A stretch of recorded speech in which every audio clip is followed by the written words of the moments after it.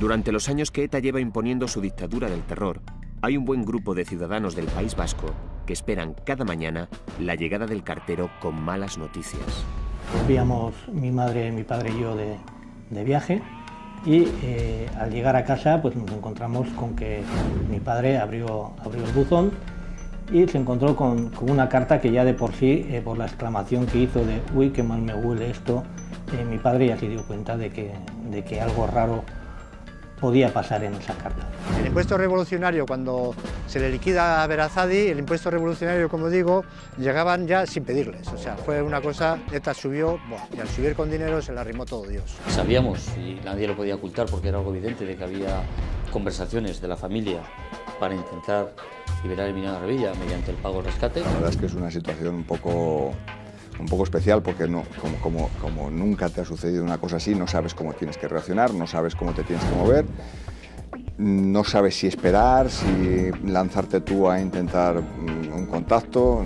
A medida que transcurren los años, ETA va incorporando a su actividad nuevas técnicas de terror, con las que pretende poner de rodillas no solo al poder político, sino también a la sociedad civil. Durante una larga época la tortura se convierte en uno de sus métodos preferidos y para ello construye la más terrible de las prisiones, el zulo. Vi que entraba alguien en aquel agujero donde llevaba ya casi 2 años. Ya no podía más, le pedí que me mataran, que acabaran con aquello de una vez. El hombre empezó a hablarme. Tardé en comprender que era un guardia civil y que estaba salvado.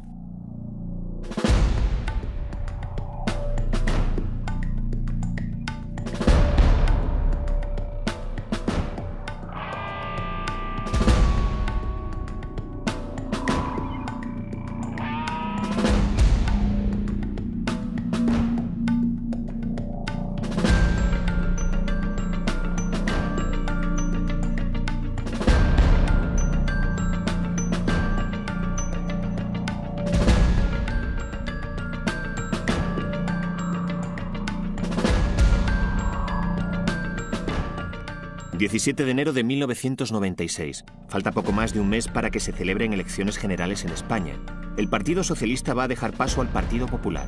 José María Aznar va a inaugurar su presidencia del gobierno con un asunto candente y dramático sobre la mesa. Ese día 17, José Antonio Ortega Lara, funcionario en la prisión de Logroño, termina su jornada laboral y se dirige en su coche a su domicilio en Burgos. Son las 5 de la tarde cuando abre la puerta del garaje del número 62 de la avenida Eladio Perlado. Como hace siempre, mira a su alrededor y no ve ningún elemento extraño. Está equivocado. Desde el momento en que unos encapuchados te dicen «somos de ETA, no hagas resistencia, vamos al coche», tu vida cambia para siempre. En esos instantes esperas cualquier cosa y por supuesto piensas que pueden darte un tiro en la nuca en cualquier momento. Cuando José Ortega Lara abre el maletero de su coche para sacar un pequeño neceser, 2 individuos le rodean. Uno le coloca una pistola en la sien, el otro dice terminante, quieto o te mato.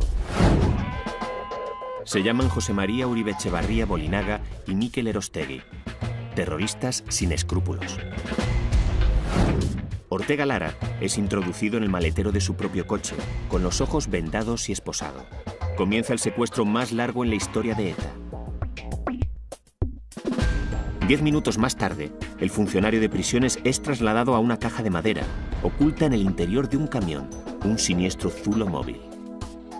El viaje dura 3 horas, 3 largas horas en las que José Antonio trata de identificar ruidos, de adivinar a dónde le conducen, mientras toma conciencia de que se ha convertido en una víctima de ETA.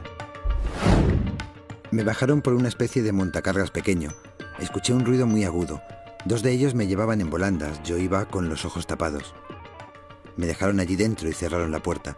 Después, a través de una ventanilla, me dijeron que me quitara la venda de los ojos. Y vi dónde estaba. Me dijeron que estaba arrestado y que no tenía que temer por mi vida. 532 días permanece José Antonio en aquel ataúd de tierra excavado bajo una nave industrial, Industrias Urza, en Mondragón. 17 meses sin saber si es de día o de noche, esperando cada vez que suena la trampilla por la que sus secuestradores se comunican con él, que suene una detonación que acabe con su vida. En concreto, no olvidemos que cuando a una persona se le secuestra, se le somete a una privación de un espacio físico muy fuerte, donde no puede llevar a cabo su higiene personal en condiciones normales, donde está sometido a unas condiciones de alimentación habitualmente muy deficientes y, sobre todo, lo que es muy importante, se le somete a una situación de deprivación sensorial. ETA ha secuestrado a Ortega Lara para exigir una negociación política. Su primera petición es que se reagrupe a sus presos en cárceles del País Vasco. Es evidente que el gobierno no va a aceptar el chantaje. A aquel funcionario de prisiones casado y padre de un hijo de 2 años le espera un largo cautiverio. Sabes que además es una decisión muy dura, porque posiblemente en función de esa decisión puede morir una persona, ¿no? Pero tu convicción es muy fuerte, tu determinación es muy fuerte. Y porque has interiorizado muchas veces esa convicción. Es verdad que puedes salvar la vida si aceptas un chantaje, pero al mismo tiempo sabes que estás poniendo en riesgo simultáneamente la vida de otras muchas personas, que estás dando en el fondo oxígeno a una organización terrorista, que en el fondo le estás ayudando a que siga extorsionando. Da para mucho el tiempo que se permanece encerrado en vida. Da para mantener la esperanza, para recordar. Da para sufrir por tu familia, que está afuera. Mi vida en cautiverio fue un desfile monótono de fechas de calendario. Siempre veía a uno de los etarras 3 veces al día, aunque llevaba capucha, con 2 agujeros en los ojos, no en la boca. No solía ser el mismo, pues no era difícil detectar que las voces eran distintas. Llegué a identificar 4 voces diferentes. Nunca vi armas a los secuestradores, tal vez porque rara vez vi su cintura, solo les veía medio cuerpo a través de la ventanilla, donde se sentaban en una especie de banco para hablar conmigo. Daniel cumplió 3 años, pero no pudo ser felicitado por su padre. Yo le comentaba todos los días que estaba de viaje, pero que pronto volvería. Y Dani, cuando regresaba por la tarde de la guardería, automáticamente cogía el teléfono y sin marcar número alguno decía: «Hola papá, ¿cómo estás?». Y le contaba todo lo que había hecho esa jornada. Antes de irse a acostar, besaba una foto de su padre. Toda la familia veía cómo pasaba el tiempo y no pasaba nada.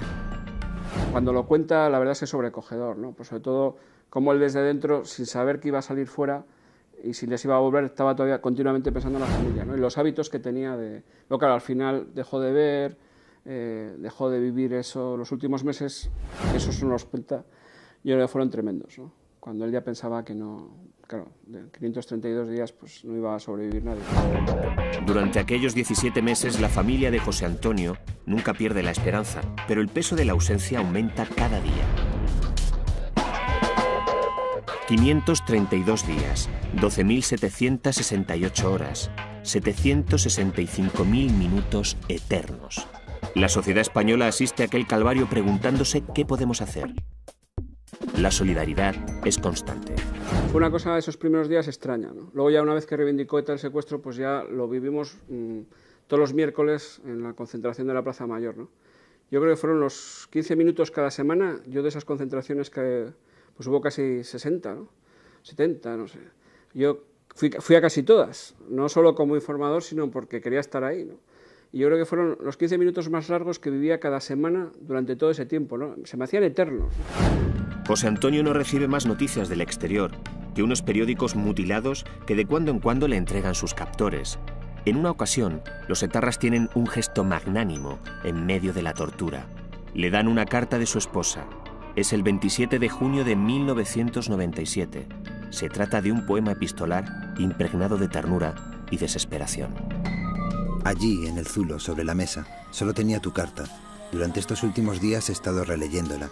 Era lo único que hacía, lo único que me animaba. Sin embargo, apenas me quedaban fuerzas para sobrevivir. Estaba extenuado. Me la dieron el mismo día de nuestro aniversario de boda, el 27 de junio. Durante su largo secuestro, Ortega Lara se impone una rutina que le permita sobrevivir. Las uñas se las corta una vez a la semana, con un cortaúñas que le prestan el día que toca baño. Le traen un balde con un cubo de agua caliente, una botella con 1,5 litros de jabón líquido y una esponja que solo cambian cada 3 o 4 meses. Él mismo limpia su zulo con una bayeta. Dispone de un vestuario austero de diversas ropas, donde hay calzoncillos y camisetas impresas con la leyenda Castillo de Javier. Tiene 2 chándal y 2 jerseys. Él siempre ha dicho que lo que le salvó fue el método y la disciplina. Durante los 532 días se obligó a hacer cosas que quizá otro ser humano, si no hubiera tenido esa disciplina, lo hubiera dejado, ¿no? Se obligaba a lavarse, se obligaba a caminar, era un zulo muy pequeñito, pero él todos los días se obligaba a andar, a caminar, a hacer determinados ejercicios físicos, y bueno, pues eso yo creo que le ayudó a sobrevivir. Se corta el pelo con un hierro que fabrica con piezas de su camastro. Cuando le dicen que puede ir a un peluquero, él se niega, alegando que no quiere que nadie entre en su madriguera. Le hace ilusión dejarse una barba apostólica, porque recuerda que a su hijo le encanta jugar con la barba de su tío. Sin embargo, en una ocasión le pasan una maquinilla de pilas que le rasuró la barba y arregló patillas. Al día siguiente le filman un vídeo y le hacen unas fotos que se publican para demostrar que aún vive. Pero estar enterrado en vida da para mucho. Da también para perder el ánimo, para arrojar la toalla de la vida. La tortura continua convierte a la muerte en una liberación. Vi que entraba alguien en aquel agujero donde llevaba ya casi 2 años. Ya no podía más. Le pedí que me mataran, que acabaran con aquello de una vez. El hombre empezó a hablarme. Tardé en comprender que era un guardia civil y que estaba salvado. El momento en el que él decide quitarse la vida. Le habían pasado unas cartas de su mujer, le llegan unas cartas al zulo. Entonces yo creo que lo que decía antes, ¿no? Que hay unos instantes en los que ya se derrumba psicológicamente, porque era un cautiverio muy, muy, muy largo, y entonces cuando él decide quitarse la vida, ya no podía más, y escribe una carta a su mujer que rompe, afortunadamente, porque dice en un momento dado que si se la hubiera enseñado, la que se muere es ella. En la madrugada del 1 de julio de 1997, la policía, a las órdenes del juez Baltasar Garzón, entró por la fuerza en el edificio donde estaba durmiendo el etarra Jesús María Uribe Etxebarria Bolinaga. El juez le dijo que lo iban a llevar a una nave industrial, de la que era titular, la siniestra cárcel de Ortega Lara.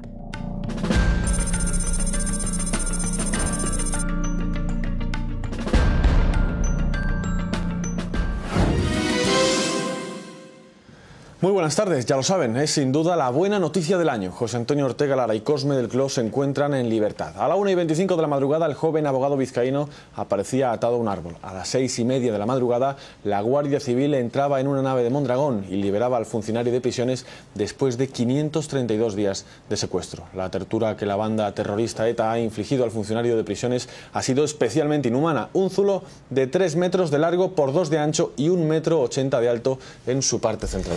Fueron momentos terribles porque no se encontraba por ningún lado a Ortega Lara. En aquella nave parecía que no estaba Ortega Lara.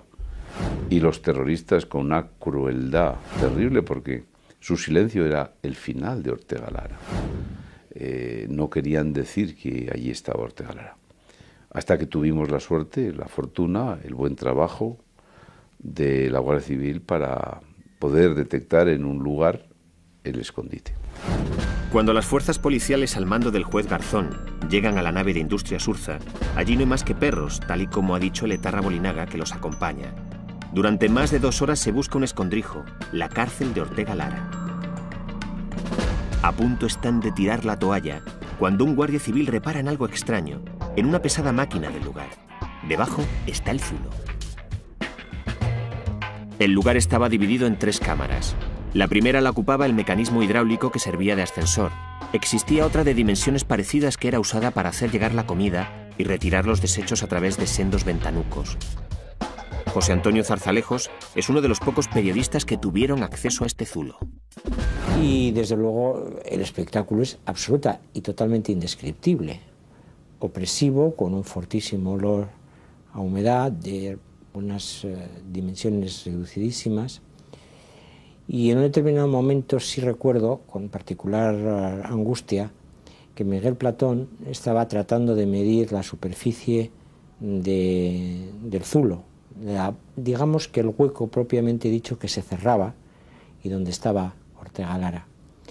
Y me dijo en un momento determinado, cierra la puerta para poder medir. Y yo sentí que no podía cerrar la puerta y quedarme dentro con él, porque me daba una sensación terrible de claustrofobia. Me impresionó muchísimo, me pareció verdaderamente terrible. Pero hay un detalle que todavía me impactó mucho más. En una de las esquinas, en una zona del pabellón industrial, había una cocina muy elemental, y había restos de comida, latas, embutidos, donde los secuestradores habitualmente cenaban o comían. Y me pareció extraordinariamente cruel que mientras tenían enterrado en vida a aquel hombre allí, en un agujero húmedo además porque el río pasaba a pocos metros, ellos prácticamente todos los días se cocinaban su cena, se tomaban su vino, jugaban a las cartas. Ortega Lara había pasado 532 días en una especie de cajón con paredes forradas de material aislante y suelo de cintasol. En la pared un foco, con una cortinilla negra delante. La celda medía 1,95 metros de altura, 1,85 de ancho y 2,58 de largo. José María Urbón y Joaquín González son los primeros médicos forenses que examinan al cautivo. Su estado les impresiona. Estaba muy delgado, muy demacrado, con la barba larga, estaba muy fatigado, pero sobre todo llamaba la atención la desnutrición, desde el punto de vista físico, la desnutrición que tenía. Tenía una ligera anemia, creo recordar, y la tensión un poquito baja, pero sobre todo era esa sensación de fatiga intensa, pero tanto moral como física. Eso conduce inevitablemente hacia la muerte, no sabemos cuánto tiempo, pero habría muerto, sí.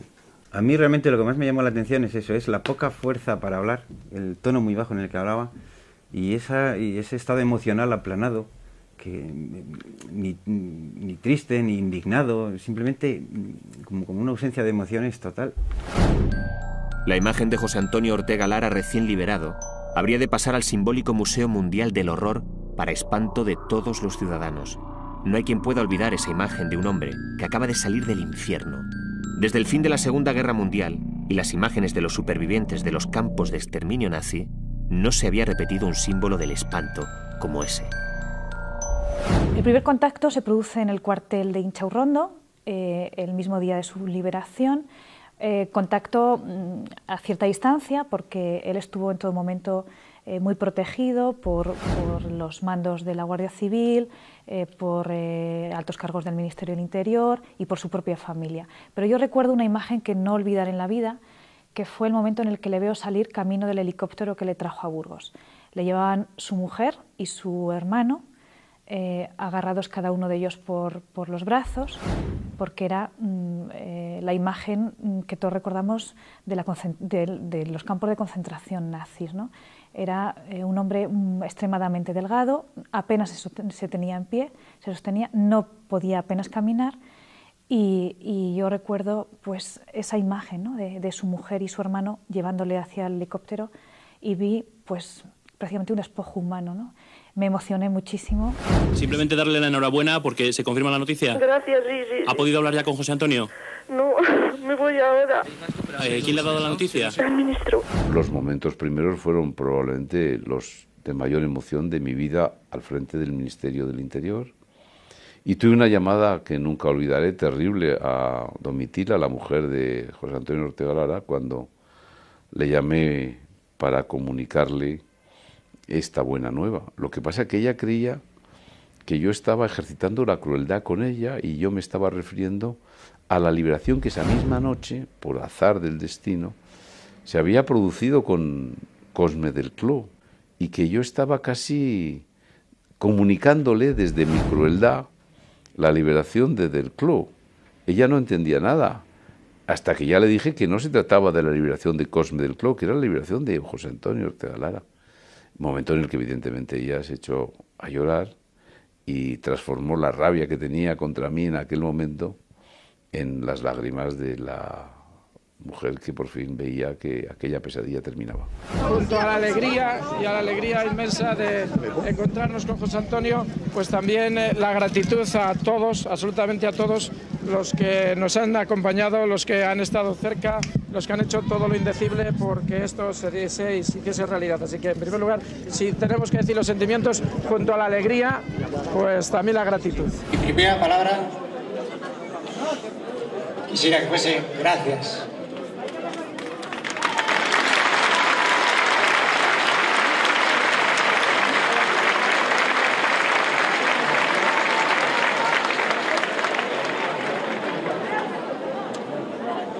Gracias a cuantos habéis vivido y acompañado las vicisitudes del secuestro.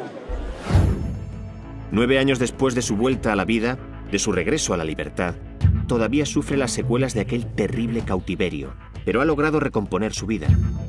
Es vicepresidente de la Hermandad de Donantes de Sangre de Burgos, participa en reuniones de antiguos alumnos salesianos y llegó a ser incluso candidato testimonial del Partido Popular al Ayuntamiento de Burgos. Un poco por solidaridad con todos y todas los concejales de los partidos, de todos los partidos que diariamente se juegan la vida por defender sus ideas, esencialmente en el País Vasco, ¿no? Yo lo hago desde esta candidatura, pero supongo que otras personas lo hacen desde otras. Aquí sí que no quiero hacer distinciones entre partidos, es un poco por todos. Naturalmente basado un poco en la experiencia que me tocó vivir a mí. La normalidad es la batuta que rige un poco su vida. Dice que para seguir viviendo se ha obligado a olvidar, ¿no? Y olvidar es lo que le ha ayudado a llegar hasta hoy con unas condiciones psicológicas magníficas. Yo no soy psicólogo y no sé si esto alguna vez se olvida, si se supera, pero aparentemente él da esa imagen. Colabora con distintas organizaciones, con la Hermandad de Donantes de Sangre, con antiguos alumnos de los salesianos, con el Ayuntamiento de Burgos también trabaja en instalaciones, en el servicio de instalaciones deportivas, sin tener demasiado protagonismo, pero haciendo cosas que le ayudan a no perder el contacto con la realidad, a recuperarse y bueno, pues a llevar una vida normal. Si superar quiere decir olvidar, pues es evidente que no. Un secuestro forma parte de la biografía del secuestrado y además forma parte en letras mayúsculas, con lo cual realmente nunca lo va a olvidar. Pero si por superar entendemos que esa persona es capaz de pasar página de esa situación, de no estar obsesionado con las cosas del pasado, de poder dormir con una cierta tranquilidad, de disfrutar de la vida cotidiana, en la misma medida en que disfruta realmente cualquier otra persona y es capaz de embarcarse en un proyecto de vida futuro, eso es posible, la superación. A mí me parece que Ortega Lara tiene que estar para siempre en la memoria de los españoles. Es una persona absolutamente ejemplar que ha intentado rehacer su vida después de aquel trauma que sufrió y, por supuesto, fue una de las mayores canalladas que ha cometido ETA, una más de las muchas que ha cometido, pero todos los españoles siempre recordaremos ese gesto de Ortega Lara llegando a su casa de Burgos, encontrándose con su mujer, con Domitila y con su hijo, con la mirada perdida de una persona que había sufrido una tortura tremenda, 532 días privado de libertad. A lo largo de los años, ETA ha considerado a los funcionarios de prisiones víctimas propiciatorias de su política a favor de sus propios presos, especialmente como medida de presión para lograr el acercamiento a cárceles del País Vasco de los condenados. Estas imágenes, pertenecientes al documental La pelota vasca de Julio Meden, se rodaron durante un viaje de familiares de etarras a cárceles del sur de España. Ir del viernes a la noche hasta Huelva para volver el domingo a la mañana. Y sin descansar, pues vuelvo a afrontar toda la semana de trabajo. Y lo que hay que pasar, lo que es un viaje de 2.000 kilómetros en día y pico. Eso es como una contradicción, ¿no? Dices, jo, el viaje, pobrecito, lo que tiene que pasar. Él estuvo 3 años fuera, exiliado, y luego ya cayó en Barcelona. Nos conocimos, pues eso, pues de cuadrilla, de militancia, cuando éramos jóvenes y hasta hoy. Llevo ya 14 años yendo a visitar a un familiar.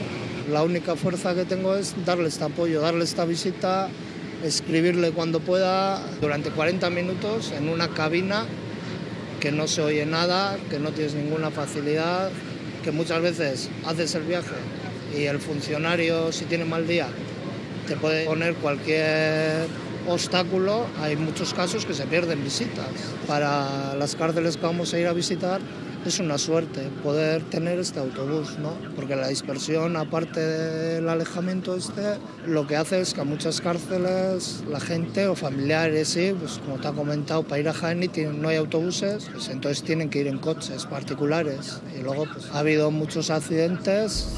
Los presos de ETA han sido manejados por la organización terrorista como una bandera para tratar de suscitar piedad y compasión en los ciudadanos vascos, pero esto ya no lo cree absolutamente nadie, solo creen aquellos que están convencidos de cualquier cosa que ETA y sus organizaciones afines y aliadas les dictan. En España, excepto en el País Vasco, hay 484 presos de ETA, repartidos en 50 prisiones. En el País Vasco hay 14 terroristas presos en 4 prisiones. En Francia, el colectivo de presos etarras lo componen 15 reclusos. La ubicación actual de los presos de ETA responde a la política de dispersión implantada a finales de los años 80 por el gobierno socialista de Felipe González. El objetivo era poner tierra de por medio entre reclusos de la banda para facilitar su desvinculación con ETA. Yo creo que la política de dispersión que se comenzó siendo ministro de Justicia en el otoño de 1988 ha tenido efectos beneficiosos para la lucha contra el terrorismo y en beneficio de un número importante de presos etarras. Significaba separar a unos y a otros, liberarlos en cierta forma, aun en el interior de la cárcel, a los que pedían esa reinserción, a los que querían obtener beneficios penitenciarios que hicieran menos duro el cumplimiento de la condena, de los más brutales, de los más despiadados. Habría que valorar si esa reeducación y reinserción social de los presos podría conseguirse, en el caso de los miembros de ETA, reagrupándolos a todos en determinados centros penitenciarios del País Vasco. Es decir, cárceles dedicadas exclusivamente a miembros de la organización terrorista. Yo pienso que es difícil conseguir esa resocialización en esas condiciones. Luego, entonces no me pareció inoportuno la política de dispersión. Para nadie es un secreto que la mayoría de los reclusos continúan su militancia tras las rejas. Mikel Sueskun, que perteneció a la Archancha, fue condenado a 66 años de prisión por colaborar con ETA. Desde 1994 está en semilibertad, clasificado en el régimen de tercer grado. Yo estuve fuera del colectivo, aunque nunca me despreciaron. El trato era normalizado.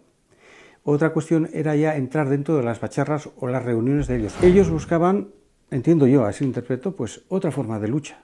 En la agrupación seguían siendo miembros de la organización, evidentemente, por la cual habían caído en prisión, ¿no? Claro que los presos de ETA están lejos de su casa, pero su situación es bien distinta a la de Ortega Lara y los demás secuestrados. Es un tratamiento privilegiado, los presos son considerados presos políticos y no presos como los presos comunes, y como tal reciben un tratamiento diferente al resto de los presos. Se les permite tener muchas más visitas de familiares y se les permite tener muchas más conexiones con el exterior, vivir dentro de una galería, incluso reproducir la propia estructura de ETA. Un jefe de cada cárcel existe en las cárceles donde están los presos de ETA. Eso es curioso porque ETA ha utilizado las cárceles y los presos como instrumentos de lucha. Sin embargo, el gobierno ha tenido bastante más condescendencia con los presos de ETA que con los presos comunes. En los zulos de ETA no hay derecho de visita. Las celdas son agujeros de escasos metros cuadrados, húmedos, sin ventilación. Bien distinto de las prisiones en las que están recluidos los etarras. Ahora mismo un preso de ETA tiene derecho a un polideportivo, tiene derecho a una biblioteca, accede a internet dentro de la propia prisión, a ordenadores. Yo creo que una persona con 2 dedos de frente los tendría muy claro que no reciben el mismo trato ellos que el que dan a las personas que secuestran. Ellos están intentando pues hundir, machacar, y al final acaban asesinando, como en muchas ocasiones, pues a estas personas, y a ellos se les da un trato digno dentro de las propias prisiones. Su trato es digno totalmente. Los presos de ETA tienen posibilidades de reducir su condena, de acceder a la libertad vigilada. Para algunos, todo un privilegio. Yo recuerdo que uno de los que fue secuestrado, Ortega Lara, y lo conocí estando en Logroño, aparte de tener buen recuerdo como persona de él, Recuerdo que una de las veces él repartía, además, era una bella persona, una buena persona, repartía pues el correo y demás cosas, ¿no? Y me dice, señor Suescun, ahí está su señora y sus niñas esperándole. Y me llegó al alma, y ahora mismo hasta me emociono, ¿no? Porque recordaba cuando le secuestraron esas palabras de esto. Pero ETA no mira a la persona, mira al cargo que ocupa. No tiene nada que ver el sufrimiento que pudo parecer ese hombre pues, con lo que yo pasé. Digamos claramente, yo estaba de vacaciones y él estaba donde estaba. Ortega Lara logró sobrevivir a la tortura de la banda terrorista, pero muchos de sus compañeros no lo consiguieron. Trabajadores, funcionarios de prisiones a los que la banda terrorista, con su habitual cinismo, consideraba responsables del encarcelamiento de los asesinos. Conrada Muñoz, madre de un funcionario de prisiones. Ángel Mota, funcionario de la prisión de Martutene, San Sebastián. José Ramón Domínguez, funcionario de la prisión de Martutene. Javier Gómez Elósegui, psicólogo de la prisión de Martutene. Máximo Casado, jefe de servicio en la prisión de Nanclares de la Oca. Jorge Suar, médico de la cárcel de Puerto de Santa María. Jorge Suar tiene 36 años cuando llega a España en 1979 desde su Argentina natal, huyendo de la dictadura militar que asola aquel país. No podía imaginarse que aquí iba a encontrarse con otra dictadura, sombría, asesina, impuesta por una organización terrorista. Ya venimos de Argentina porque en aquel momento con las dictaduras militares estaban desapareciendo cantidades de médicos y mi marido la verdad que tuvo miedo y decidimos primero ir a Italia. Y en Italia conoció al director, antiguo director del Hospital del Puerto de Santa María, y él lo trajo para aquí y vinimos a empezar una nueva vida, todos muy ilusionados. En este país que promete libertad y futuro, Jorge Suar encuentra pronto trabajo como médico. Lo destinan al penal del Puerto de Santa María, donde hay internados varios terroristas. Ese día fue un día normal como todos, nos levantamos, llevamos los niños al colegio, por la tarde él estaba en su consulta y hacia media tarde me dijo que se tenía que ir a hacer un aviso a la calle. No me pareció extraño porque él tenía muchos avisos a domicilio. 14 de octubre de 1983. A las 6 de la tarde, Jorge Suar sale de su consulta privada para atender a un enfermo a domicilio. En el garaje le esperan dos jóvenes que lo introducen en su propio coche y se lo llevan secuestrado. Piensa la policía que fueron dos terroristas porque se cruzó con un señor en el garaje nuestro, el garaje del piso, que fue el que lo vio salir del coche con dos personas. Ese fue por eso pensamos que fueron dos terroristas. A las 9:30 de esa noche fatídica, Teresa de Carlini, ajena a todo, recibe una llamada telefónica. Sobre las 9 de la noche él tardaba, no había móviles en aquel momento, hace 23 años no existían los móviles, y a las 9:30 de la noche me acuerdo que estábamos viendo, era un viernes, estábamos viendo la televisión con los niños y me llama la Guardia Civil para preguntarme por él. Y me preguntaron cómo iba vestido y tal, y un guardia civil, que por cierto después lo destituyeron, fue el que me dijo que él había aparecido muerto en la residencia de Cádiz.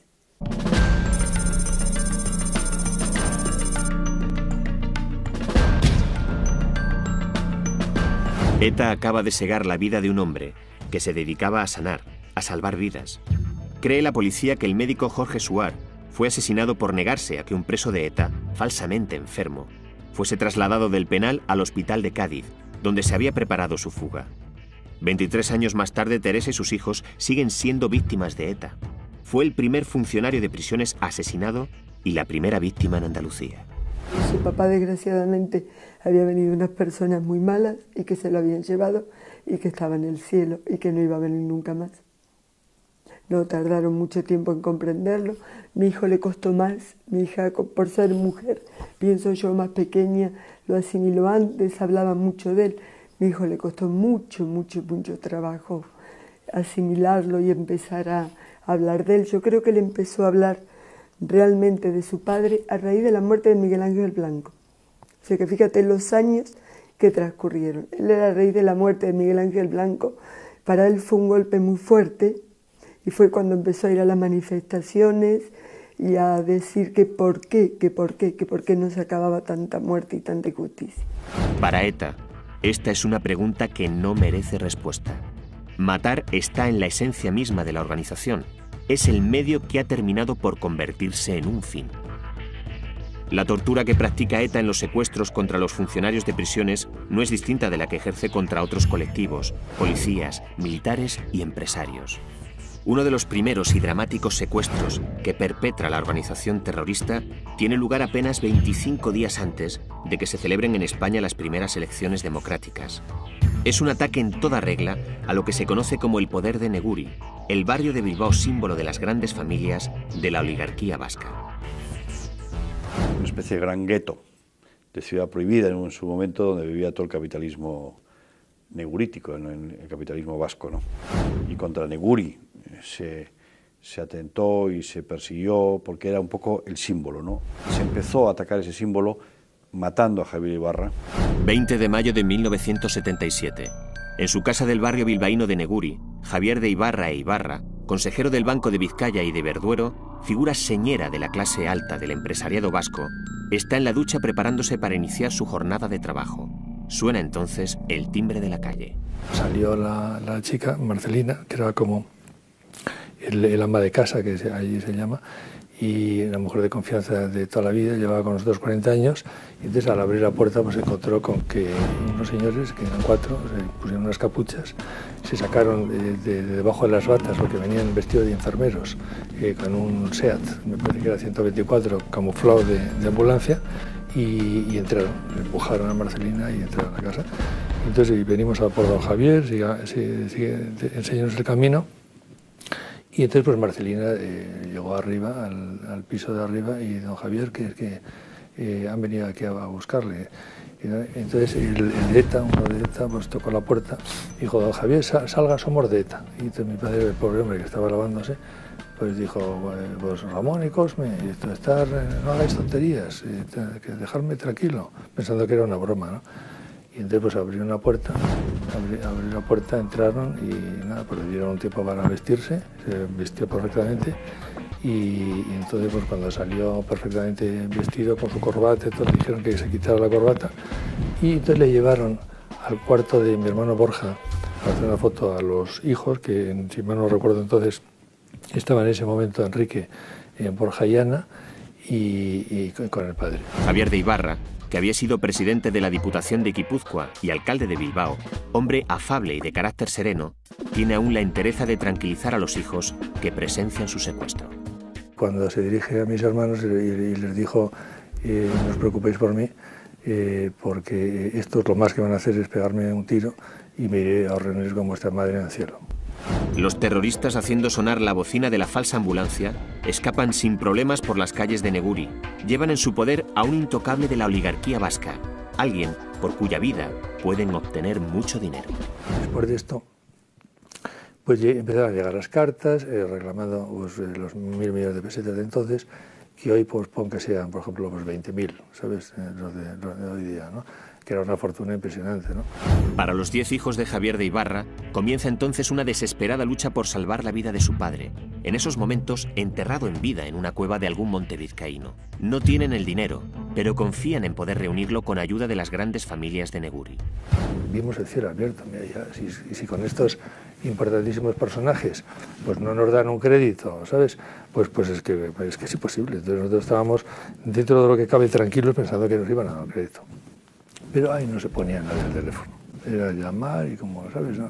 Es dar voces en el desierto, ¿no? El sentimiento que tuvimos fue de enorme impotencia. No ya solo porque la familia no nos ayudó en nada, sino por estar aislados, por estar solos. Éramos todos muy jóvenes, éramos nada menos que 10 hermanos, y entonces la sensación que teníamos era de impotencia total. Javier de Ibarra pertenece al Consejo de Administración del Banco de Vizcaya y al de la empresa eléctrica Iberduero. Es propietario del periódico El Correo Vasco y además participa en otras sociedades industriales.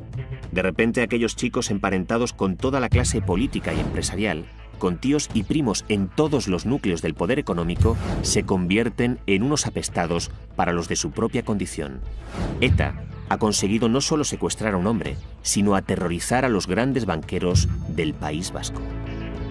Nos quedamos absolutamente solos, con un padre que había hecho 1000 favores, que tenía una gran simpatía en la sociedad, y sus grandes amigos de los bancos, porque le era consejero del Banco de Vizcaya, pues no movieron. No sé, no tengo ni idea si ellos, estos consejos del banco, etcétera, en el fondo creían que no se podía hacer por un tema de tipo, como te iba a decir, con un tema de tipo ético, de un tema de tipo moral. Pero yo lo que sí creo que lo hicieron por esa cosa tan humana que es lo de laissez-faire, laissez-passer, y como dicen los ingleses, to look the other way, y ya pasará, y nosotros en casa sin madre, muerta, sin padre, secuestrado, sin abuelos, ¿no? Y solitos, y nadie nos atendía. Finalmente, los hermanos Ibarra consiguen un crédito de 50 millones de pesetas, lo máximo que les concede el Banco de Vizcaya y el de Bilbao, una cantidad irrisoria en relación con lo que había reclamado ETA. La sentencia de muerte estaba firmada.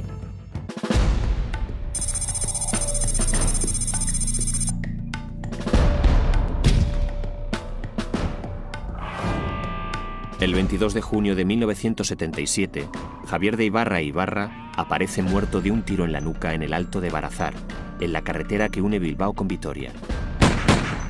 Ha pasado un mes en una cueva no lejos de allí, un mes de tortura. El doctor Toledo nos dijo que había estado un mes sin comer, No sé si comería alguna cosa, pero tenía completamente secos todos los intestinos, de no haber comido muchísimo tiempo. Hizo una huelga de hambre, conociéndola a mi padre, no. Yo creo que no pudo, porque en la cueva donde estaba no era posible llevarle nada, ¿sabes? Y no sé, yo me imagino, porque además en las cartas igual nos hubiera podido decir, he hecho huelga de hambre, pero yo creo que el comportamiento fue terrible, porque tener a un señor sin comer un mes entero, con los excrementos del mes, en el mismo calzoncillo y el mismo pantalón con el que había salido el 20 de mayo, es decir, un mes antes. Cuando lo meten en un plástico con su misal, ¿sabes?, dentro, y para que no le picaran los cuervos que pululaban por entonces por el monte Gorbea, en las estribaciones del Gorbea, en Barazas, ¿no? El secuestro y sobre todo el asesinato de Javier Ibarra fue una conmoción. Fue una conmoción en primer lugar porque una persona conocida, había sido alcalde de Bilbao y era un banquero muy conocido, ¿no? Pero supuso también un desgarro interno porque siempre se han acusado unos y otros, lo que pasa es que no ha aflorado ese debate a la luz pública, de no haber tenido el coraje de haber pagado el secuestro. Otros decían que no había que pagar nada, pero indudablemente los hijos de Javier Ibarra siempre tienen ese dolor, ¿no?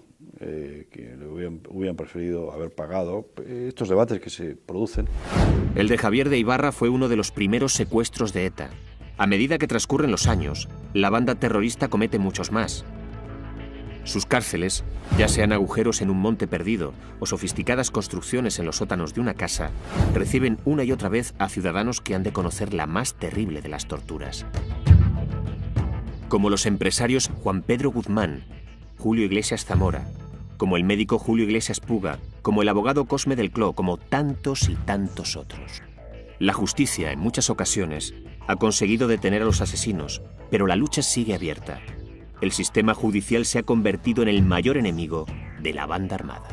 A medida que transcurren los años, ETA comienza a disparar contra quienes les envían a la cárcel. Él llega a casa, no tiene ningún tipo de protección, entra por la puerta, abre, como él siempre hacía, como recuerdo, abría el buzón, sacaba la correspondencia y en ese momento, en el propio portal de la casa, antes de subir al ascensor, se le acercó a Arrieta Iragui junto a Igor Solana Matarranz, los dos etarras que lo asesinan, y Arrieta Iragui dispara contra mi padre. En la lucha antiterrorista hay un colectivo muy especial, cuya misión consiste en salvar vidas en momentos de máximo peligro. Y un teniente de la policía me quiso socorrer y me puso las manos en la espalda. Se llevó toda la piel. Toda mi piel de mi mano se la llevó él pegada en sus manos. Yo estaba achicharrado así. Un 75% del cuerpo, de primero, segundo y tercer grado, tenía de todo. Recuerdo un taxi, recuerdo 3 hombres y recuerdo 2 de ellos que bajaron y uno de ellos me metió 5 tiros en el cuerpo a mi padre.